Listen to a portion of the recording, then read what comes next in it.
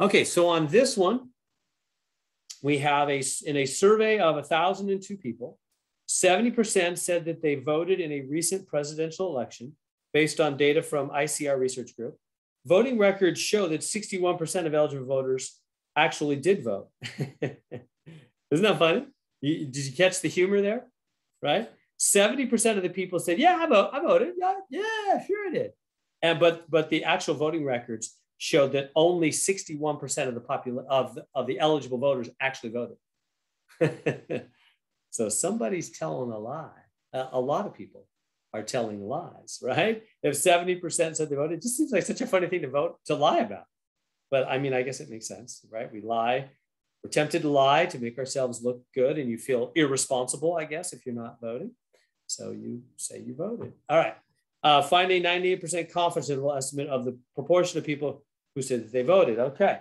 So 98% confidence. Now, the question you want, if this was an exam question. So far, we have two kinds of confidence intervals. We have confidence intervals for means, right? Means, averages, in other words, or proportions, meaning percentages. So which kind is this? Is this a mean or a percentage? Percentage. Yeah, it says it right there. And it never says mean anywhere, does it?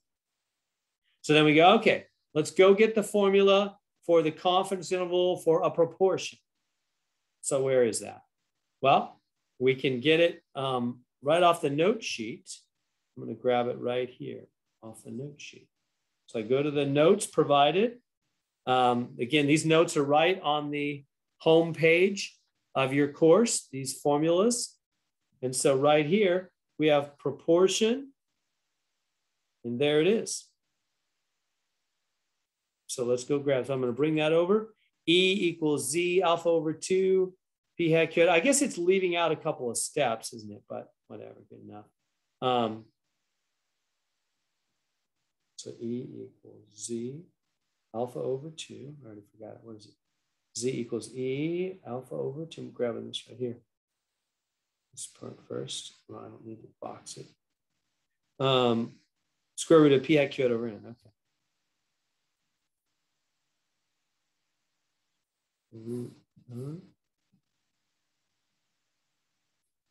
Okay, so there's what we need to do. So that's the first thing. Got to find that E, and then once we have that E, then I'll be able to do the other part. You know, P minus P hat minus E, P hat plus E. All right. So let's go. Let's find first off, what is the Z alpha over 2? Well, that means Z stands for the critical values on the Z chart. Z stands for the critical value on the Z chart. Now, let me help with that. I'm going to draw a normal curve. You don't really need to do all this stuff, but I'm going to overdo it a little bit, and then I'll show you the quick way. So basically, here's the long story. What that is basically saying is on the Z chart, we want, we're doing what, a 98%? 98% comes. We want to say 98% of the curve is in the middle, right?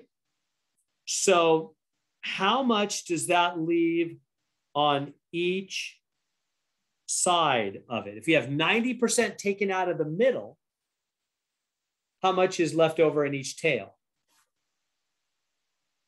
1. Exactly. It's going to be 0.01. 0.01, huh? 1% on each tail, 2% total, add to 98%. That's the whole thing. Yeah. So it's 1% on each end. So I'm going to go to the Z chart now, and I want to find, the 98% in the middle or the 1% in the tail. There's various ways you can find it. Let me show you.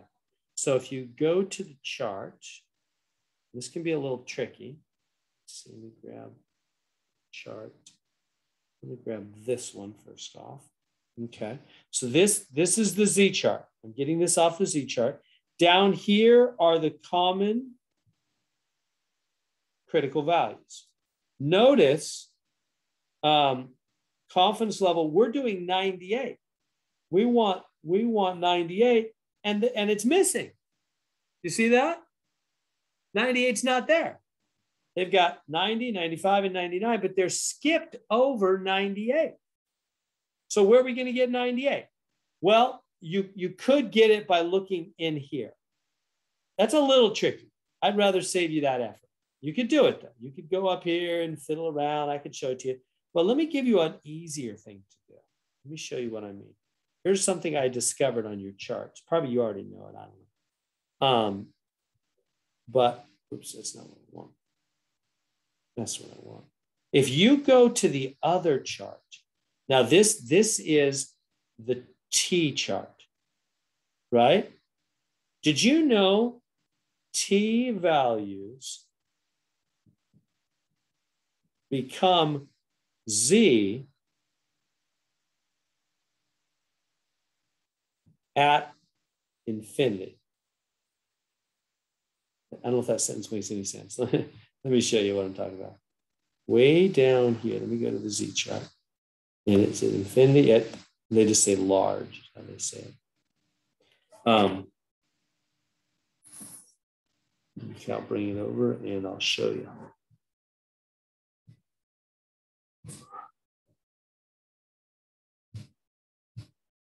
All right, let me show you. I just want to save you some time. Here they are. So here's your chart. I should probably make it a little smaller. Huh? So it matches the other. Matches up pretty good. Whoops. Not what I meant to do. Good enough. All right. So that kind of matches up.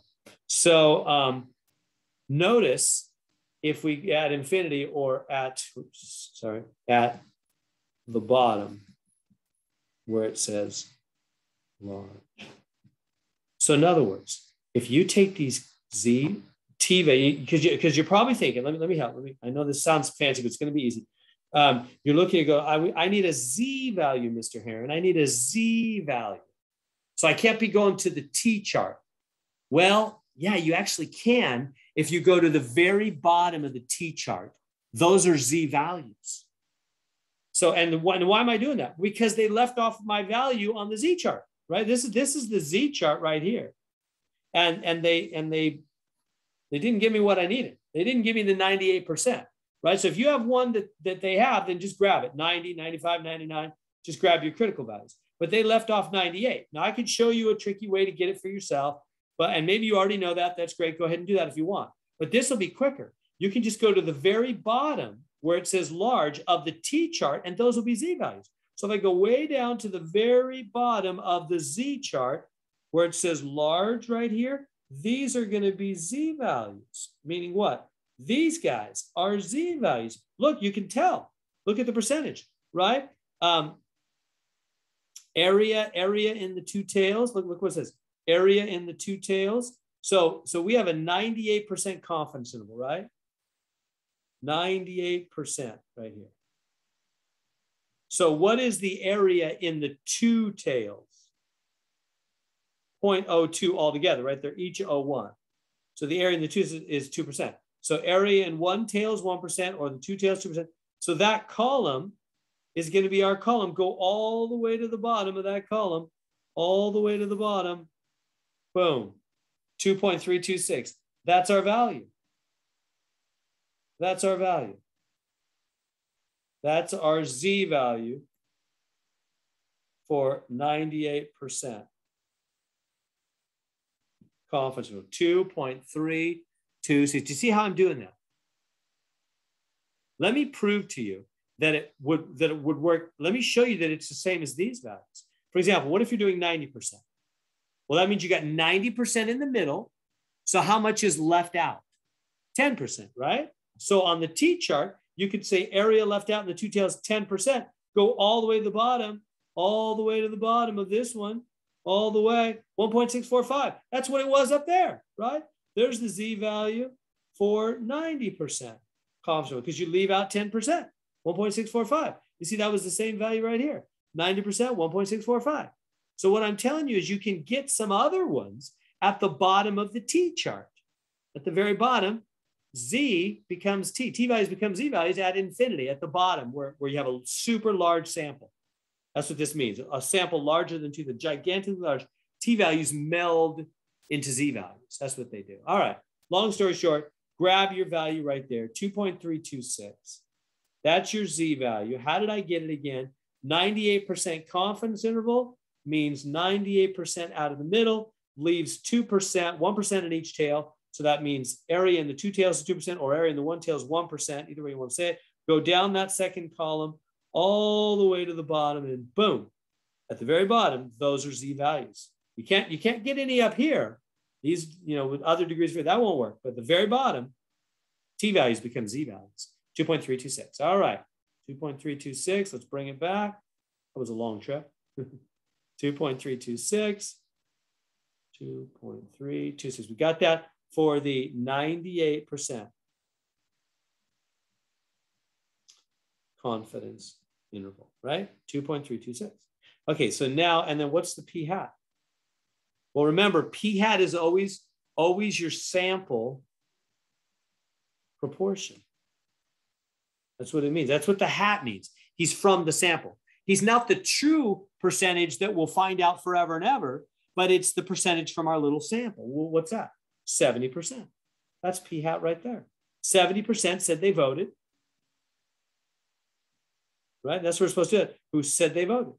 So p hat is 70%. That's the percent that said they voted. Well, then what's q hat? Remember, q hat is always 1 minus p hat. It's the opposite. So it's like if it's a 70% chance of rain, then there's a 30% chance it won't rain. P hat and q hat are opposite. So p hat's 70%, q hat's 30%. Rain and not rain. So, and then n, how many, that's right here, isn't it? N is 1,002. All right, so we're ready to get our air. Z alpha over 2. 2.326. Now we're rolling.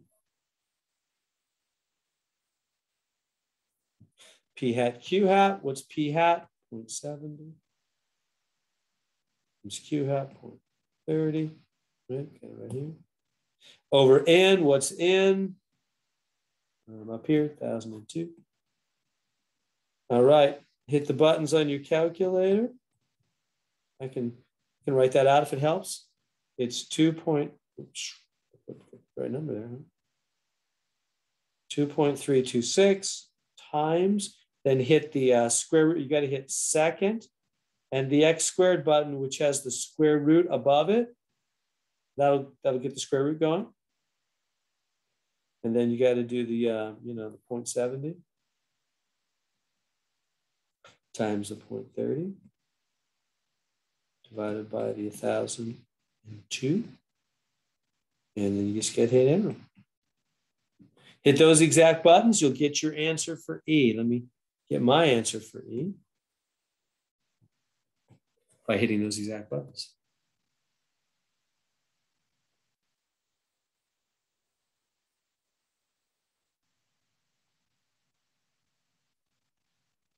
I'm getting 0.03367. That's enough accuracy for now. 4 or 5 places is good. So that's E. We're almost there. And now let's go back to the formula. Where is the formula?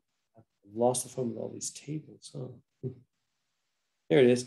So the formula says, okay, now you got to take, so you got the E, you got to take P hat minus E to P hat plus E. That's going to be the confidence interval, right? For proportion. P hat minus E to P hat plus E. Getting it right there. So P hat minus E to P hat plus E. So confidence interval is going to be P hat minus E to P hat plus E. So what's P hat? Well, right up here, remember P hat was the 70%, 0.70. We always got to make it a decimal. P hat needs to be a decimal. So P hat is 0.70. So that's going to be 0.70 minus E, minus 0.03367. And this is going to be 0.70 plus E, plus 0.03367. And so then hit the buttons on your calculator. I'm getting 0.66633. This one's going to be 0.73367. Let's see. This is number 24. And then let's round to 3 places. Cut it right there. Cut it right there. Remember how we round? We're going to round to 3 places. And so this one's just going to be 0.666. We'll put the P in the middle to 0.733 or 734, huh? We'll round that. Remember, if what's after the line is a 5 or more, you round up, right? 734. So we're saying we believe, now notice this is a P, not a P hat. It's probably not the biggest deal in the world, but technically it's a P, not a P hat. Why? Because it's not the sample anymore. It's what we believe the true proportion is going to be forever.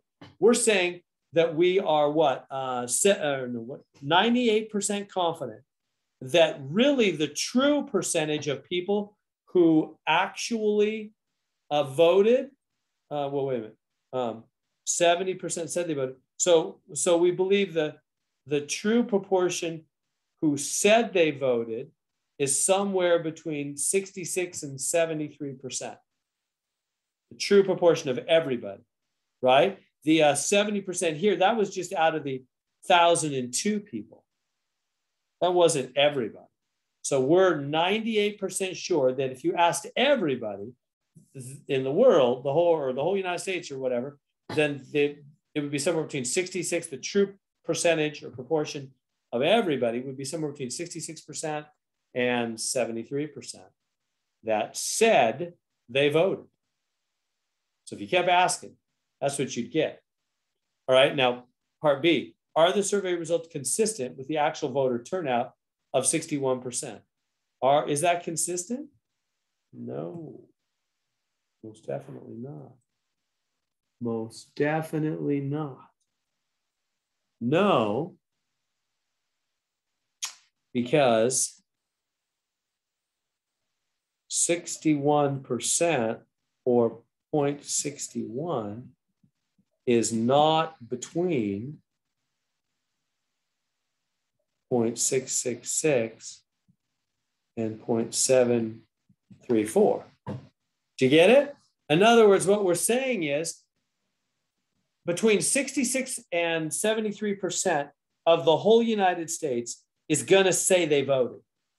But we know only 61% voted, right? That's what they said up here. Up here they said, voting records show, this is the truth, only 61% voted. So in general, we know people lie a little bit. Well, that's what this is pointing out. We know there is a tendency to lie and over-exaggerate voting, right? Some people say they voted who didn't really vote. It doesn't go the other way. They don't pretend they didn't vote when they did, but they pretend they voted because they feel this, social appropriateness that they should have voted. And so they inflate it. The numbers are inflated a little bit. That's what that's saying. It's saying, because we did a survey and out of 1,002 people, 70% of our survey said they voted. And so we said, well, if we did the whole United States, what percentage would we get?